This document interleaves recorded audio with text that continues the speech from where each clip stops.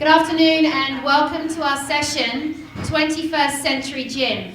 My name is Charlotte Voisey and I've represented Hendrick's Gin for the past 3 years. In front of you, you have 7 different gins.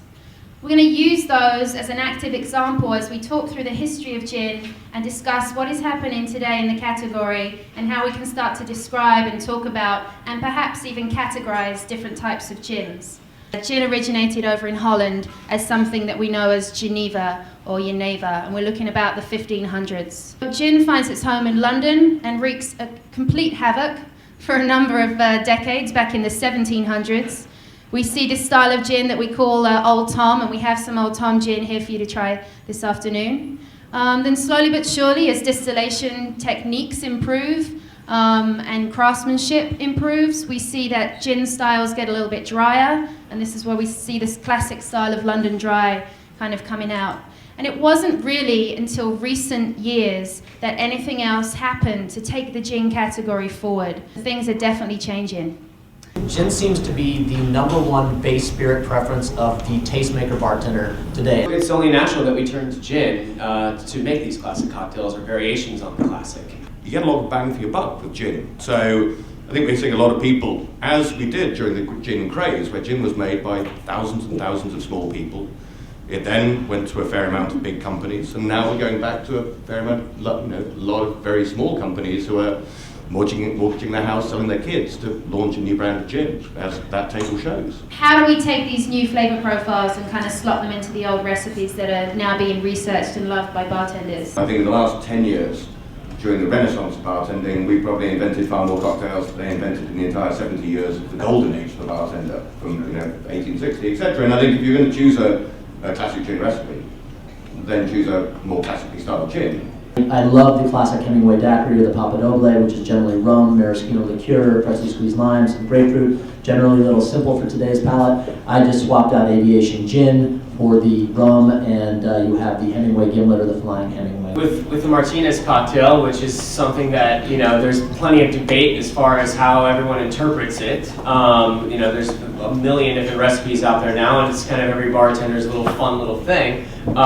I would use a bit more Hendrick's gin in it because it's a subtle style of gin, and I don't want it overwhelmed by the rest of the stuff going on in there. I really want to take it light, so I want to just pump it up a little bit more. I find myself, I'm making classic cocktails with my gin.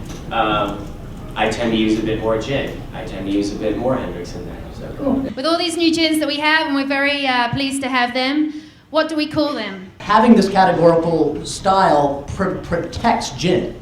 By separating these new gins, we're protecting the old gins. If we don't do this, the next thing you know, vodka and gin are going to meld, and the whole gin category is going to be a total debacle. And if it didn't fall into the London Dry or Plymouth category, I said, this is something new. I think New Western sounds fun and sexy. I don't know whether it's going to stick, but by gosh, I'm going to use it until somebody comes up with something better. Well, I find it interesting. I mean, everyone else talks about let's have less rules and regulations from the government and things like that, and here's Ryan saying we should have some more.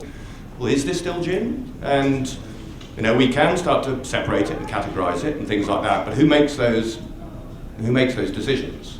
Stopping at just dry gin and not being able to articulate more succinct styles to people, it doesn't make sense to me. Not adding another category, I think, confuses it more because it's not giving bartenders a clear and succinct way to deliver it to the guests. In the last week, I was in Germany and I saw Munich dry gin, American gin, Berlin gin, classic English gin, aromatic gin, Stockholm gin, Chinese gin, twisted gin.